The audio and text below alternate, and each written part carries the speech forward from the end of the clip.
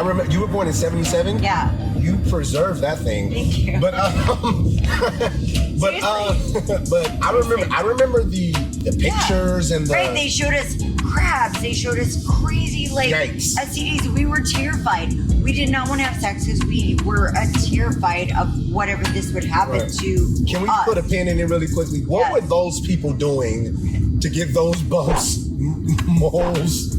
Like, what parties? What were they not screening who they made love to? It was kind of wild.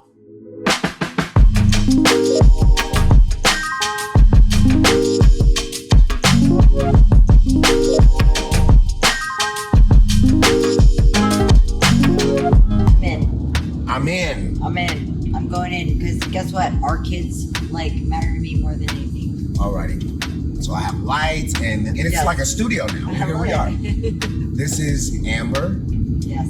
Amber coincidentally has a very thing that's dear to her heart, and it is watching her husband beat people up. Right. But outside of that, tell the people what is your gripe with law, as well as what's dear to your heart.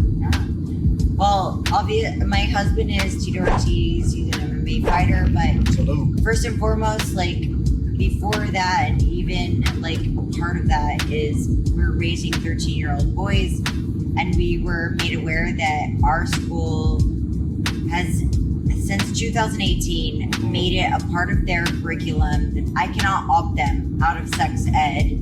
And the sex ed, we're only allowed to see the teacher's syllabus. We're not allowed to see the actual curriculum. Right. And in the curriculum, it tells us that our children, they're taught that safe sex is oral sex and anal sex.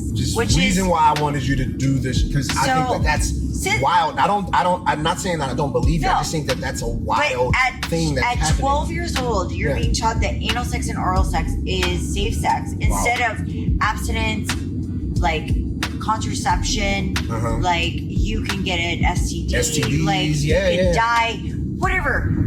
Just scare them off, because guess what? We were all raised that way. I was born in 77. I graduated in 96. I remember you were born in 77. Yeah. You preserved that thing. Thank you. But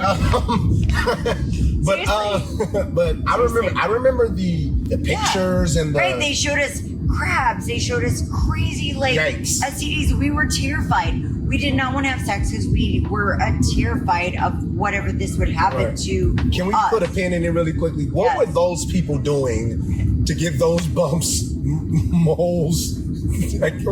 What parties? What were they not screening who they made love to? It was kind of wild, but I'm sorry. Right. Same though. Yeah. So, but now we've generalized it and we've over-sexualized for little children. This is a sex ed for 11-year-olds in California. It's been passed since 2018 for a 11-year-old to learn that safe sex is oral sex and anal sex. And that if they try drugs, instead of abstinence, don't do drugs because you'll die, don't do drugs because you become an addict, don't do drugs because you can overdose. No, don't do drugs unless you use a clean needle. This is in the curriculum.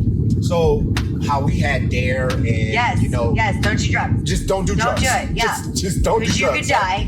Dare not to do drugs because you could die. But now they're like, if you're gonna do drugs, well, and then you go, wait, my kid, maybe a friend will go, hey, you want to smoke some pot? Okay, guess what? It's a natural plant. At the end of the day, you're telling my kid, if you don't do drugs, use a clean needle. They're going to be like, what drug do I do with a needle? Yeah, now you're putting, you're incepting. So now they're searching out, what do you do with a clean needle? What kind of drugs do you do with a needle? Now all of a sudden my kid's a smackhead and he wants to do heroin. And I'm like, it is so appalling. So now let me ask this. Let me ask this, because I want to be fair. Yeah, of course. I want to be fair. Yeah. You have seen, witnessed, or been in some sort of experience where your child, your lovely twins, I should say, have come home and told you this, or in some sort of parent meeting, or you've witnessed this. Because I want to be fair to it. Because you also told me something else about the law that teachers have the freedom to do with your children. Explain. So teachers in California, it's already been passed that when your child is 12 years old, they can take your daughter to get an abortion without your parents' consent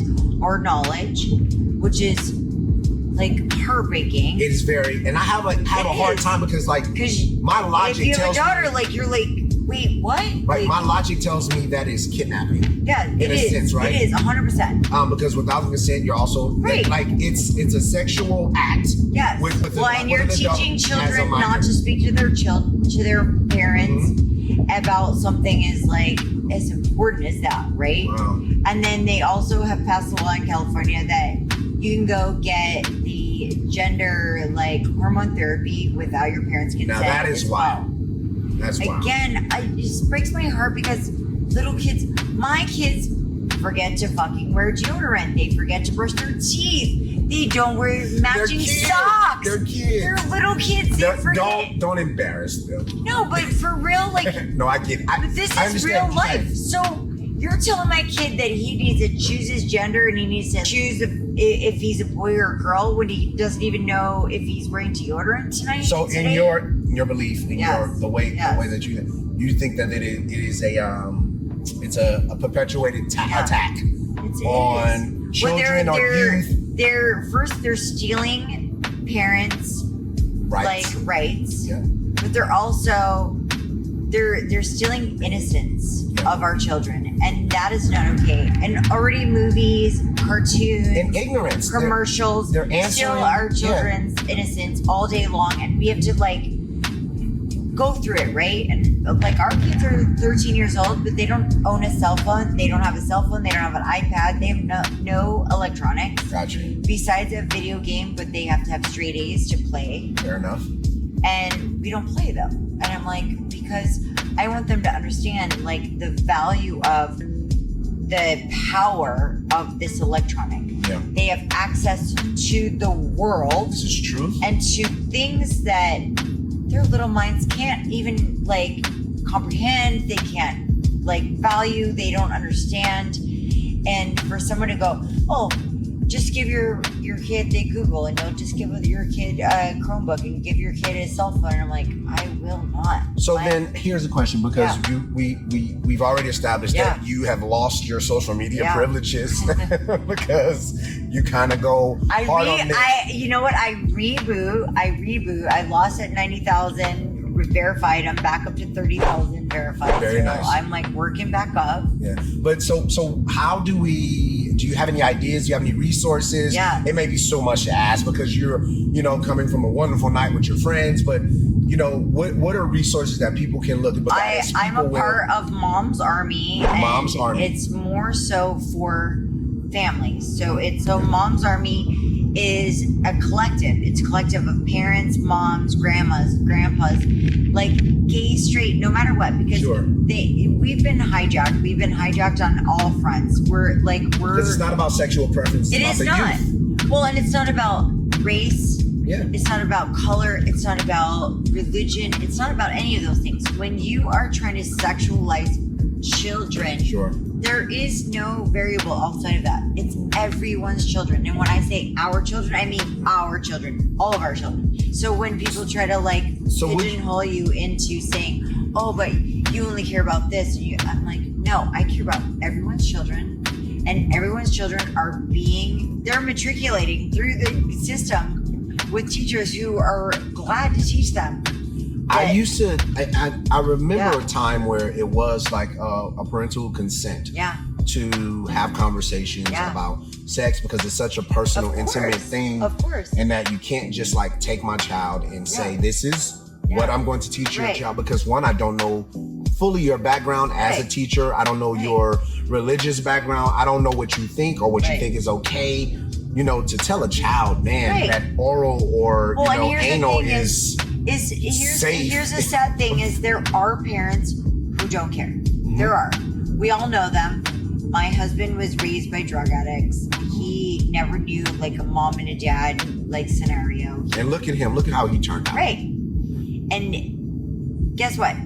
There are teachers who actually care and would genuinely take him aside and go, okay, if you don't do this, this is what's going to happen. And that's what happened. He had a wrestling coach who moved him to go, if you don't do this, you're going to follow the same path as your parents. So he found somebody good in his life that pushed him in a good direction. Gotcha. Well, and when you see this, and then like the school is pushing this curriculum without parents' consent, it scares me because it doesn't even give an option for someone who does care. Do you find that the teachers have an issue with it? Some do and some don't. Okay. And that's what's so scary is like, I know some amazing, incredible teachers who won't teach it. Mm-hmm. They like stand by their their values and they won't teach it. And there's some teachers that are like, I don't want to lose my job. I'll teach whatever they tell me. And I'm like, are you kidding? Yeah. Like, how can you teach a baby these things that like in your heart like would ruin your child and make you. And the thing is we don't know if it'll ruin them, but you don't want to put ingredients in somebody or download something in someone, and now they have to take the idea of the needle thing. That is something. They've stolen God from our schools. They've stolen patriotism from our schools. Sure. And why wouldn't you be proud of where you come from? Why wouldn't you that's part, I remember as a little kid saying the Pledge of Allegiance was a really exciting thing. Yeah. We all get excited about it. We would stand up and with our hands on our hearts. I for one did not love it. No, but when you're real little. Let's do it right now. You ready? Yeah. I pledge allegiance to the flag. Always to the flag of the United States of America. And I'm trying to think about the code.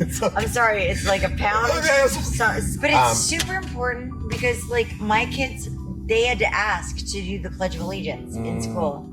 So as we're closing up, we got how do you preserve it? What's going on here? Are you just eating fruits and leaves? What is it? Rabbit food? What's going on? And then have you ever punched your husband in the face? Okay, never punched my husband.